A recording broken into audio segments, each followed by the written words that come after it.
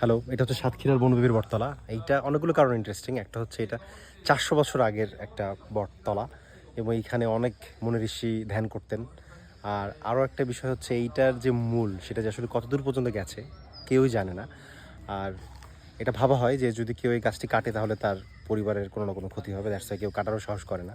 এজন্য অনেক ঐতিহ্য নিয়ে, অনেক হিস্ট্রি নিয়ে এই গাছটা এখনও দাঁড়িয়ে আছে।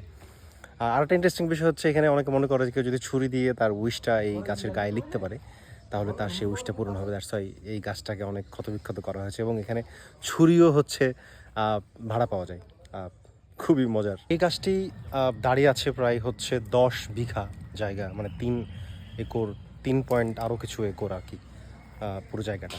সো আই গেস আরেকটা ইন্টারেস্টিং বিষয়, মানে এতগুলো ইন্টারেস্টিং বিষয় আর কি, যে এইটা খুবই পিস দিচ্ছে এবং অনেককে দেখলাম যে গাছের উপরে বসে আছে কারণ তারা মেন্টালি পিস পাচ্ছেন। এবং আমারও মনে হয় যে এই সাইলেন্সটা, যেটা আমি সবসময় সিক করি, silence which is very much hair.